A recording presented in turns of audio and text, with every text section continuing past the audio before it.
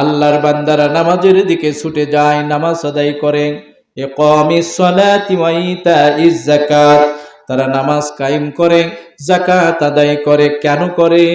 ইয়াতাখাফুনা ইয়াউমা তাতাকাল্লাবু ফীহিল কুলুবি ওয়াল আবসার। আল্লাহর বান্দা ওই দিনকে ভয় করে, কিয়ামতের দিনকে ভয় করে, যেদিন মানুষের অন্তর উল্টে যাবে, চক্ষু দুটো উল্টে যাবে। সেই দিনের নাম কি? কিয়ামতের দিন। ওই দিনকে তারা ভয় করে নামাজের দিকে ছুটে চলে। আপনি আমি প্রায়ই বলি, আপনি যে সম্পদগুলো আহরণ করেছেন, কামাই করেছেন, এই 16 আনার 2 আনা সম্পদ আপনি খেয়ে দুনিয়া থেকে বিদায় নিতে পারবেন না? পারবেন? 2 আনা সম্পদ আপনি খেয়ে যেতে পারবেন না। আপনার পরে আপনার ওয়ারিশেরা সম্পদের অধিকারী হয়ে যাবে।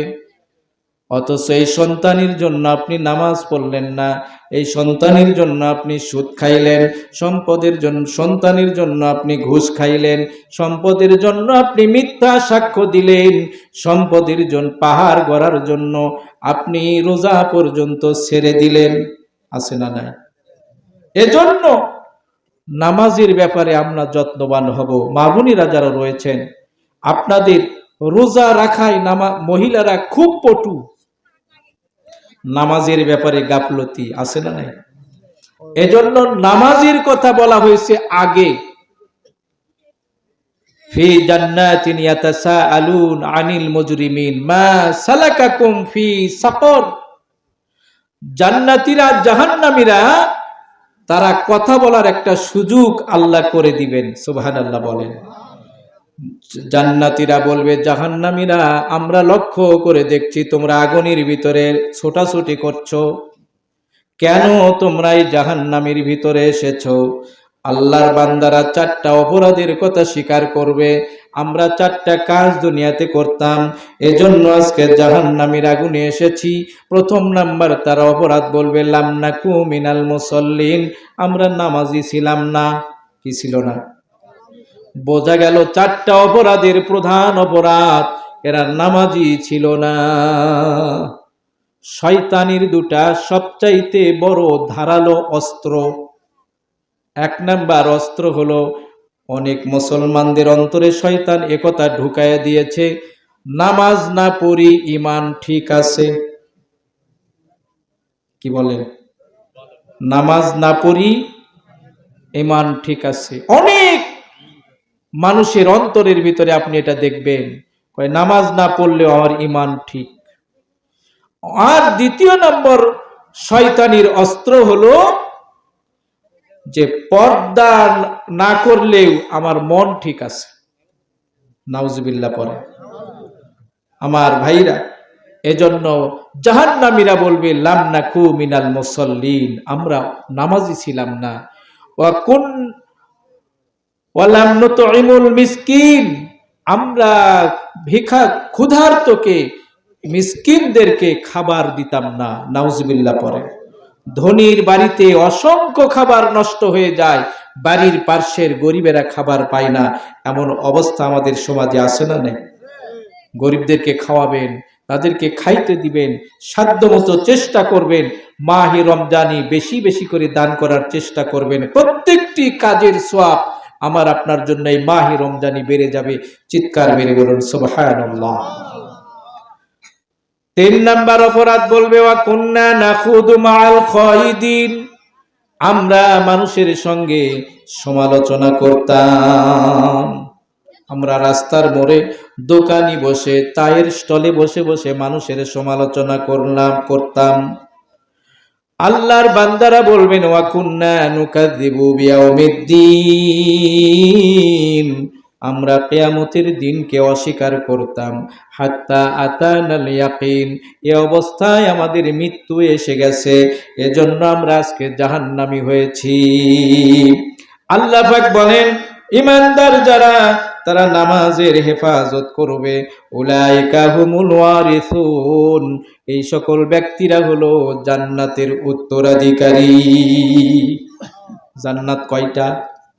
জোরে বলে। জান্নাত একটা। জান্নাতের স্তর 8টা। সুবহানাল্লাহ বলেন। ভালো করে শোনেন, জান্নাত কয়টা?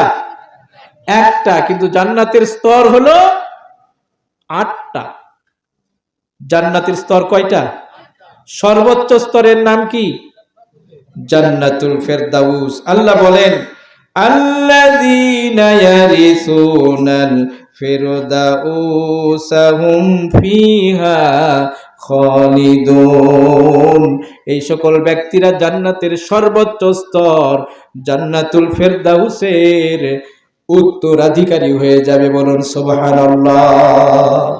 ট্রেন যায় সোনাতলা থেকে, বগি লাগান আছে 8টা। সব বগি কি একই রকম? First class, second class, AC, cabin, কিন্তু রেল কিন্তু একটা। জান্নাতের স্তর হবে ওই রকম 8টা। এই জন্য নবীজি বলেছেন, আল্লাহর কাছে যখন জান্নাত চাবে তখন জান্নাতুল ফেরদাউস চাও। আলহামদুলিল্লাহ। এই রমজানে 2টি দোয়া আমরা বেশি বেশি করব। কয়টা দোয়া? আল্লাহুম্মা আজিরনি মিনান নার, আল্লাহুম্মা আজিরনি মিনান নার, আল্লাহুম্মা ইন্না নাসআলুকা মিন রিদাকা ওয়াল জান্নাতিল ফিরদাউস। হে আল্লাহ, আমরা তোমার সন্তুষ্ট চাই আর জান্নাতুল ফেরদাউস চাই। সুবহানাল্লাহ পড়ে। আমরা রমজান মাস আসছে, কোরআন অবতীর্ণের মাস। এই কোরআন যারা এখনো শিখি নাই, শিখার জন্য চেষ্টা করব। নামাজ তারাবি 20 রাকাত পড়ার চেষ্টা করব। কয় রাকাত? যত পারেন পড়বেন। রমজানি কম করার চেষ্টা কেউ করবেন না, যত পারেন বেশি পড়বেন। 20 রাকাতের পরে আরো একা একা বেশি করে নফল নামাজ পড়তে থাকেন, কারণ এই সুযোগ রমজান চলে যাওয়ার সাথে সাথে এই সুযোগ আমাদের জন্য বন্ধ হয়ে যাবে। ইফতার করব কি দিয়া? দেখছেন, ছোট্ট বাচ্চা কয় আর আপনারা বলতে পারেন না, কি দিয়ে বলবো?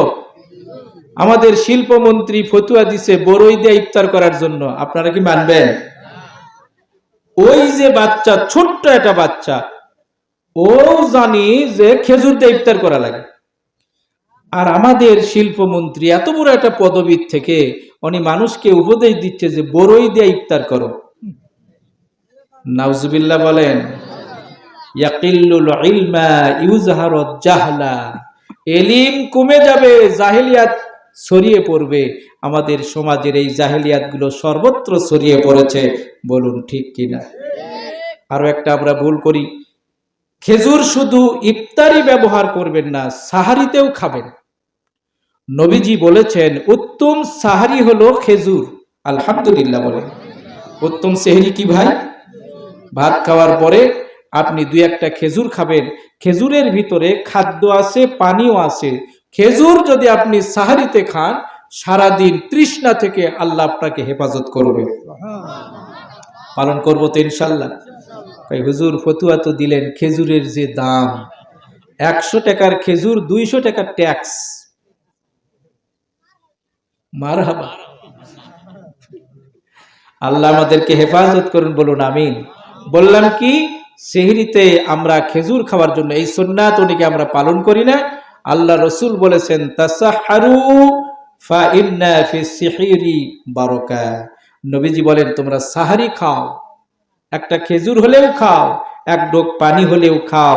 ফা ইন্না ফিস সুহুরি বারাকাতুন, সেহরির ভিতরে বরকত রয়েছে। সুবহানাল্লাহ। আল্লাহ পাক আমাদের সকলকে ইমানদারদের এই 8টি গুণ, 7টি গুণ আমরা যা কিছু সংক্ষিপ্ত সময়ে শুনলাম আমল করার জন্য আল্লাহ তাবারক তাআলা আমাদেরকে তৌফিক দান করুন। একটু জোরে বলুন আমিন। আরো জোরে বলুন আমিন। তাদেরকে আল্লাহ কোন জান্নাত দিবেন? সর্বোচ্চ জান্নাতের স্তরের নাম কি? আল্লাহ আমাদের সকলকে এই জান্নাতুল ফেরদাউসের মেহমান হিসাবে কবুল করুন। বলুন আমিন।